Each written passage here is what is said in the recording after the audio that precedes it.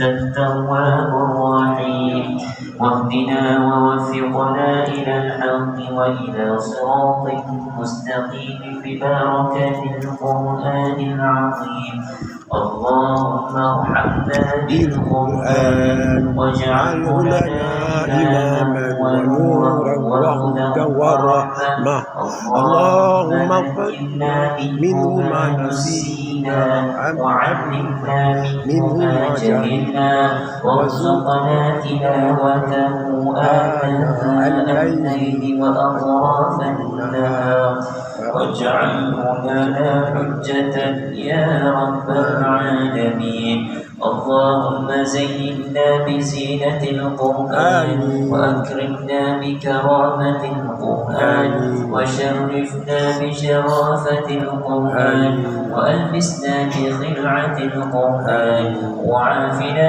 من كل بلاء الدنيا وعذاب الآخرة بحرمة القرآن اللهم اجعل القرآن لنا في الدنيا قرينا وفي الآخرة مؤنسا وفي القيامة شفيعا وعلى الصراط نورا وإلى الجنة رفيقا ومن النار سترا وحجابا وإلى الخيرات كلها دليلا وإماما بفضلك ووجودك وكرمك يا كريم اللهم اهدنا بهداية القرآن ونجنا من النيران بكرامة القرآن وارفع درجاتنا بفضيلة القرآن وكفر عنا سيئاتنا بتلاوة القرآن يا ذا الجلال والإحسان ربنا آتنا في الدنيا حسنة وفي الآخرة حسنة وقنا عذاب النار ya Tuhan kami, berikanlah doa dan amalan kami. Sesungguhnya Engkau lah yang maha mendengar dan maha mengetahui. Dan terimalah taubat kami. Sesungguhnya Engkau lah maha penerima taubat dan maha mengasihani. Tunjukkanlah dan bimbingkanlah kami kepada kebenaran dan kepada jalan yang lurus dengan berkat Quran. Ya Allah, kasihanilah kami dengan berkat Al-Quran dan jadikannya sebagai pemimpin cahaya petunjuk dan rahmat untuk kami.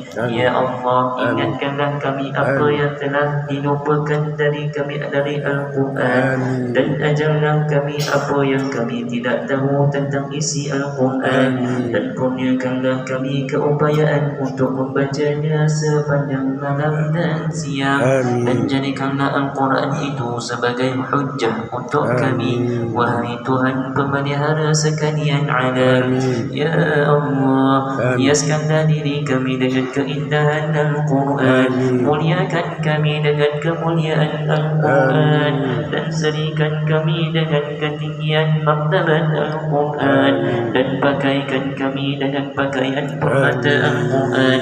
Masukkan kami ke dalam syurga dengan syafaat Al-Quran. Selamatkan kami daripada segala bencana dunia dan azab hari akhirat dengan berkat kehormatan Al-Quran. Ya Allah, jadikanlah Al-Quran semasa hidup kami dunia dan di dalam kubur sebagai kawan yang mesra, pada hari kiamat sebagai pemberi syafaat, dan di atas sirat sebagai cahaya penyuluh, semasa menuju syurga sebagai teman, sebagai pendinding dari api neraka. Dan jadikanlah Al-Quran untuk kami sebagai panduan dan ikutan kepada segala kebaikan dengan limpah kurnia, kemurahan dan kemuliaan-Mu ya dua ya Allah, Tuhan yang maha pemurah. Ya Allah, tunjukkanlah kami dengan petunjuk Al-Quran, selamatkanlah kami daripada api neraka dengan kemuliaan Al-Quran, tinggikanlah darjat martabat kami dengan kelebihan Al-Quran, dan hapuskanlah dosa kejahatan kami dengan Tuhan yang memiliki segala kelebihan dan ihsan. Wahai Tuhan kami, anugerahkanlah kami kebaikan di dunia dan kebaikan di akhirat, dan peliharalah kami dari azab api neraka. Allah